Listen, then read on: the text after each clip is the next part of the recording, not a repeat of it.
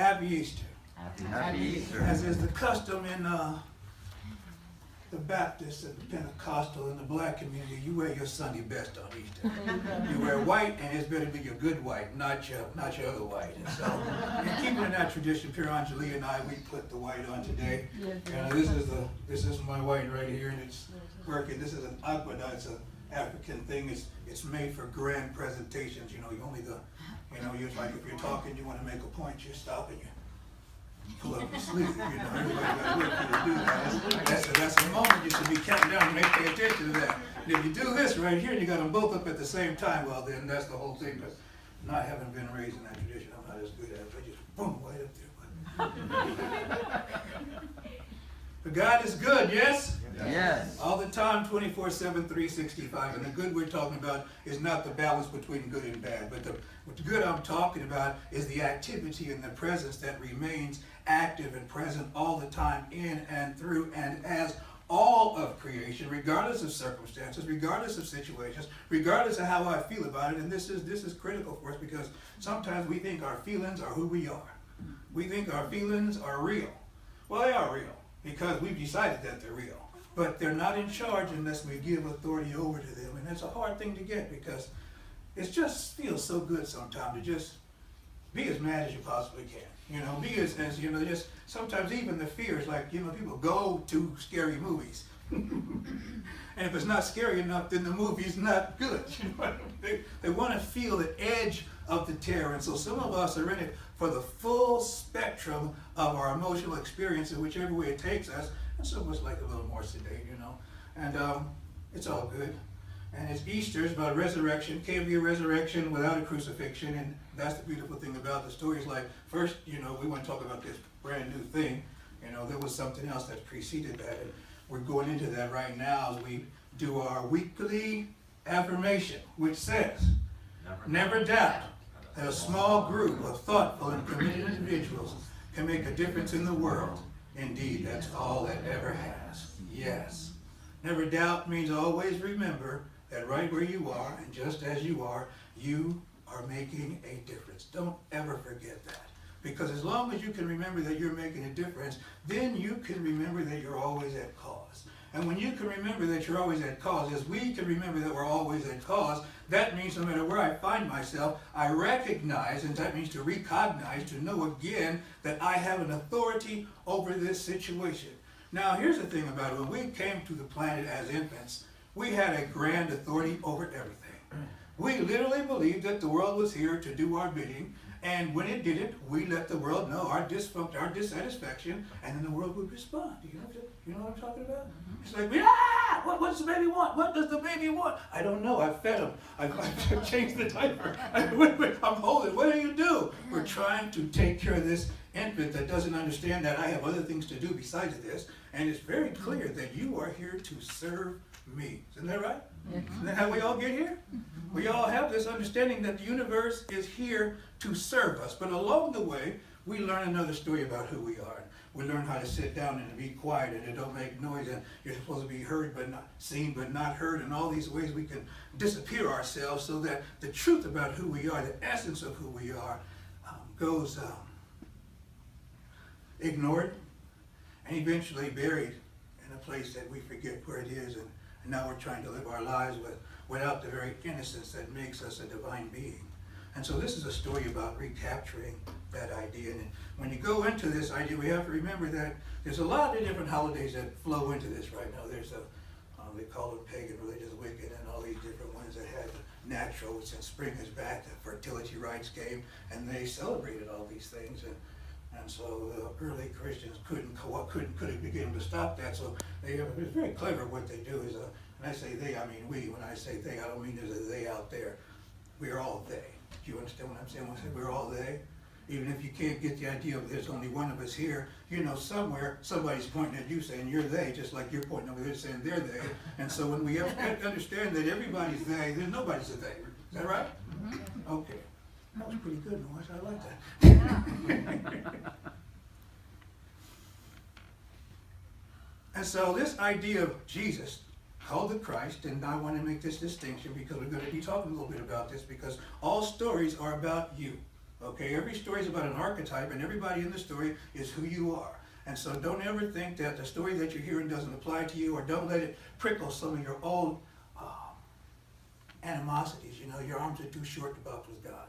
And the truth of what I'm saying is, in order to transcend, in order to move forward, in order to release your essence, you have to make peace. I mean, even when you come into a center like this, where they're talking about something completely different, if you have energy that's angry or afraid from the old system you were brought up in, you bring that energy with you, and until it's reconciled, you cannot actually move forward. And so I'm always asking and advising people to please make peace with the God of your upbringing. Whatever that authority was that might have caused you or me, caused angst in the world, we resolve the conflict there, because the conflict is always on the other side of whatever the angst is. And when I say the conflict is always on the other side of the angst, that simply means as long as I'm on this side of the conflict, I'm always in conflict, yes? Mm-hmm. Is that perfectly understandable, right? Mm-hmm. So in order for me to transcend the conflict, that means to go beyond the conflict, I have to be able to move through it. And I can't move through it as long as I'm holding something against it. Because if I'm holding something against it, I'm going to get caught up in the moving through it. This is perfectly reasonable, right? I mean, the barbed wire of my rage and my fear and my lack of limitation will catch a hold of me and not let me pull through. And the barbed wire is my unforgiveness of whatever that circumstance is. And sometimes I'm not even aware that I have this idea, or this fear, or this anger, because we bury our emotions, because, you know, we're not really supposed to show those in polite society. Keep a stiff upper lip and all that kind of stuff. It's more of a thing back east than it is out here, but you know what I'm talking about. And so the idea of this Jesus the Christ, and his last name was not Christ. You're going to hear a lot of people talking about Jesus Christ. Christ is not the last name of this person. They didn't even have last name. Okay, you were where you're from, what your dad did you. That's how they identified you. So this was the Christ was a title that the kings had at first, and it basically means the anointed one. And so only the kings and the quote-unquote religious people were the only ones who could be anointed into that old system. And so that Christ is a recognition of a divine authority, but each of us has the same divine authority, and that's what we're talking about today, that the divine authority that I am continues to be present in all I think and all I say and all I do. It doesn't matter what my circumstance, it doesn't matter what my station, it doesn't matter what my pain, it doesn't matter what my rage, it doesn't matter what my fear, it doesn't matter what my credit score is or whatever else.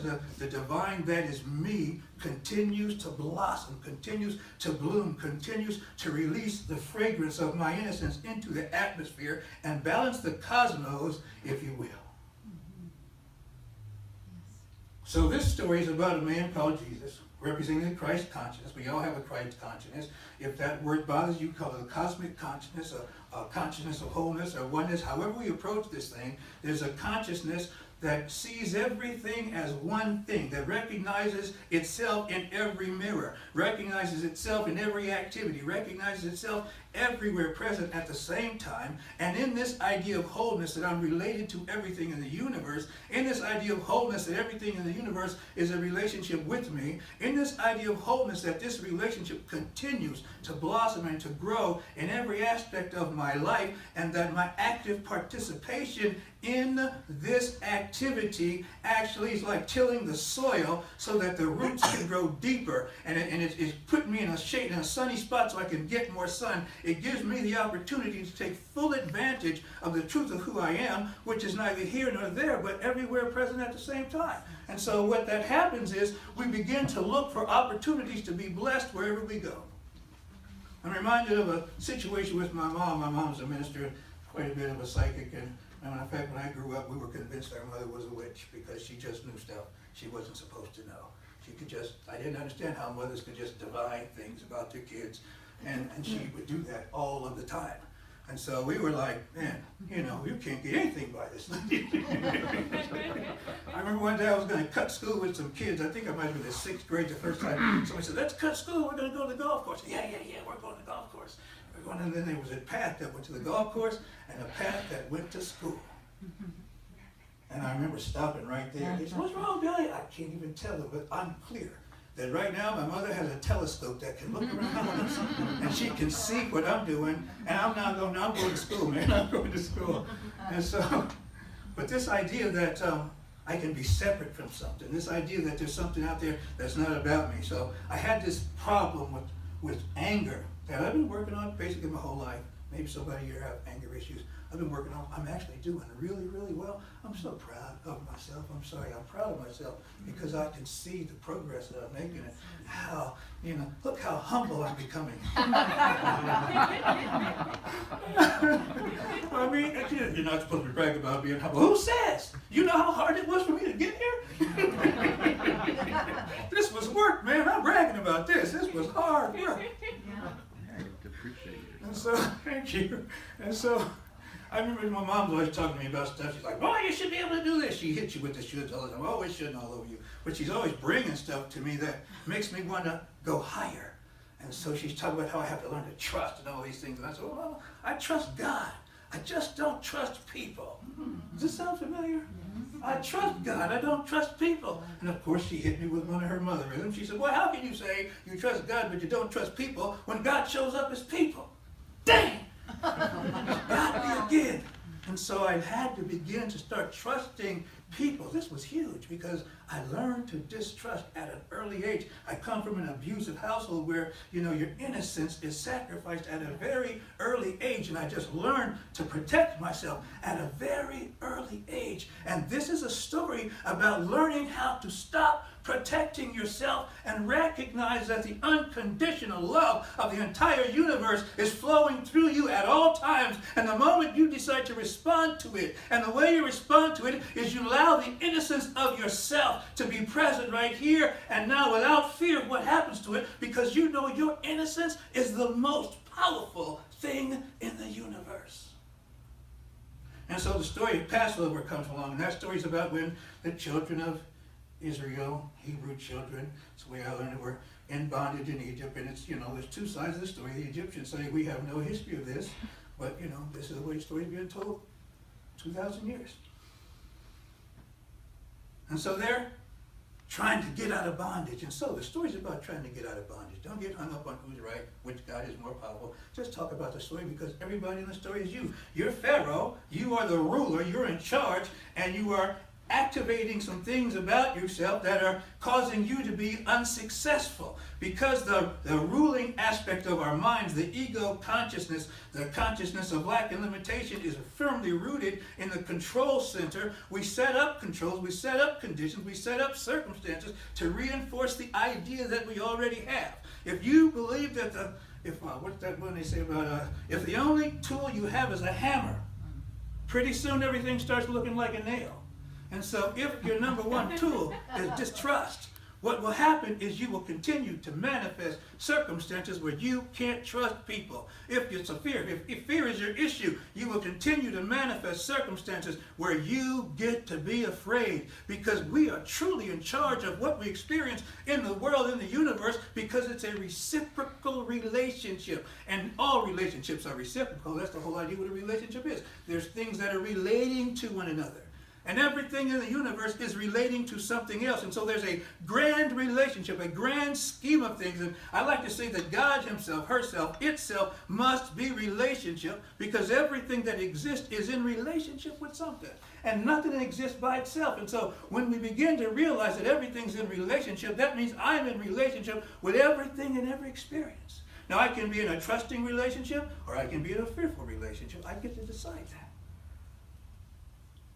And so the way this story goes, this horrible thing was going to happen. I don't need to get into all the details, but, the Pharaoh, the ruling mind, decided it was going to teach itself a lesson. You ever decide you're so angry you're just never going to let it go? You're not going to take this to the grave. I don't care what happens to me. I just want to make sure you get it worse.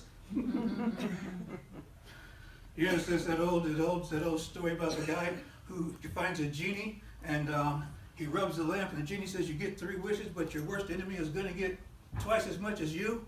He said, well, I want about $10 million. Okay, your enemy gets $20 million, no problem. Well, I want to have, a grand house and people love me. Okay, but, your enemy gets a grander house with more people that love your enemy. He says, now, I want you to beat me half to death. You got to keep up, people. That's we're saying he's willing to go through extreme hardship to make sure somebody gets what's coming to them. People, nobody's going to get what's coming to them unless you make sure it happens. And if you make sure it happens, that means what they have coming to them is going to happen to you first. And now you have to transfer what's going on inside your consciousness onto them, which they may not be willing to do.